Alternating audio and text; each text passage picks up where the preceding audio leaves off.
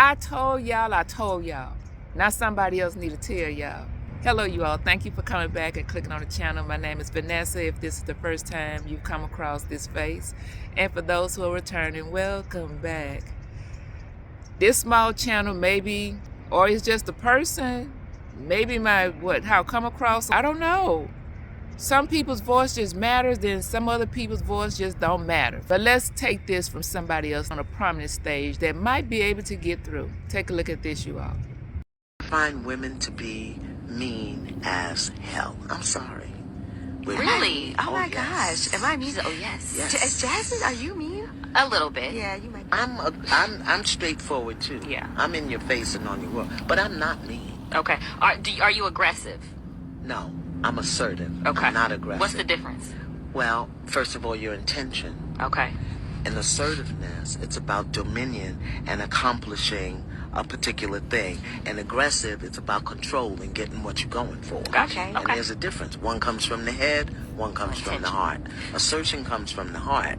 Aggression comes from the head. And it's ego and control. And women today, I find, certain generations of women today are extremely aggressive, unkind, unloving, and mean as hell. So the assertion and the aggression, it seems to be subjective. Now, if I say that I'm being assertive, but your experience of me, you say I'm being aggressive. I say one thing, but you say, no, it's not coming across like that. Doesn't that put us back in the same position and we're not progressing? I understand that we all need to, as adult, male or female, we're responsible for showing up and speaking up for our own self. If you're not going to speak up for yourself, who's going to show up for you? But at the same time, I want to address this on a different perspective.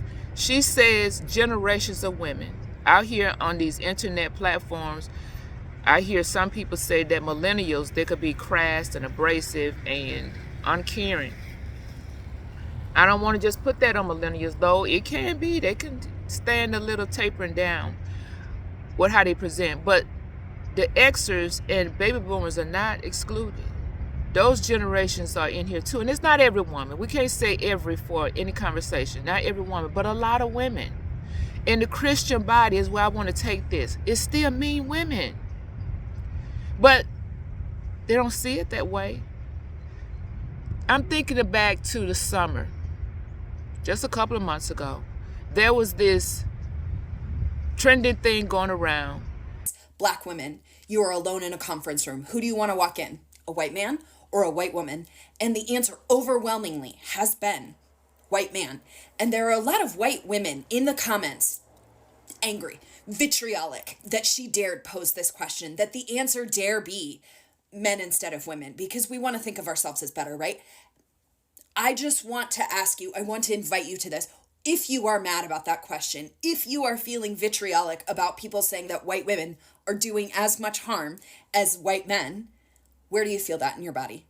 Where is that coming up for you? If you are angry about this, if you are feeling powerful emotions about that, where are you feeling that? Because that is where you are holding misogyny and racism in your body. And deconstruction is not just a matter of the mind. That's an invitation to learn about yourself.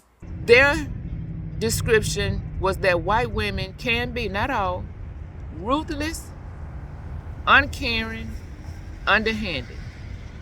And then on top of that, drop some white tears. It's the seal the deal.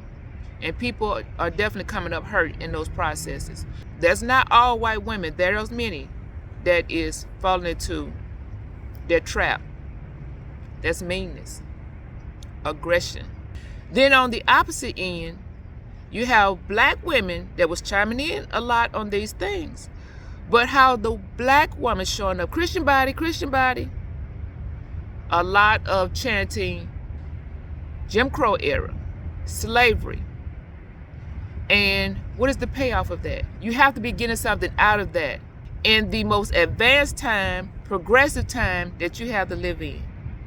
And you're talking about somebody else's battle, somebody else's banner that you're waving. What is the payoff? The payoff normally, not everybody, is to keep saying, forge a way for me, make room for me. I don't have enough room. You need to help open the doors for me so I can get in. But on the opposite end, you're strong. You don't need anybody to do anything for you. See this again with this past election just happened. This message is for Black women and Black women only. Today, the entire country let us know where we stood. The entire country told us we were on our own. The entire country collectively told us. So are you standing for yourself? You need somebody else's voice to come in here and chime for you and forge a way for you. What's happening? It's a meanness. You're still going back and you're trying to lean on days past to account for right now where you stand. If somebody's misusing you and won't give you ample opportunity and lying on you, then deal with that woman directly. Deal with those women directly. You got too many opportunities. Too many opportunities to be talking about oppression. How is some people growing and getting ahead and what they call excellence and success, but others can't? Oppression not affecting them? Something is not adding up. So, but we're talking about the womanhood, and more specifically, the Christian woman. We look at the Proverbs 31 woman. The Christian women love that descriptive, but that's talking about the work ethic of the woman. We need to work. Women supposed to work. Women were never told, don't work, don't work. Now it's up to you, between you and your spouse or whatever your financial situation is, you don't have to work. Kudos to you. But we look at other passages like Titus, I think it is 2. We're talking about the descriptive of the woman loving her husband. It's talking about loving the husband, but there's also points in there that don't particularly pertain to just a husband. Everybody don't want to be married. It says learn to do good, be pure. And then the Bible says that we're supposed to have a gentle and a meek spirit. And that is not interpreted, don't talk, and just shut your mouth and don't talk. It's take down all that aggression. Use your voice, say what you got to say, enforce your points. You got to write a letter, write an email. You got to speak up and stand up for yourself. But there's aggression. It's to say it as being assertive, but no, it's aggressive. It's mean. And women are that way to each other. I brought up the racial component, but it's not just a racial component. That's a small matter. That's a smoke screen that Americans like to use in abroad to keep from talking about real points. You stand up in God's face and wagging your finger. Oh yeah, you are. Because you won't humble your heart. Then we have all of these programs and teachings and seminars and trainings keep talking about tolerance of others, but you're not showing a tolerance of others. You're getting meaner and stiffing your neck against God, your fellow woman, your fellow sister. And I would say that that's meanness. That's the same thing Iyanla is talking about. Let me pull a little bit back. Certain generations of women today are extremely aggressive, unkind, unloving, and mean as hell.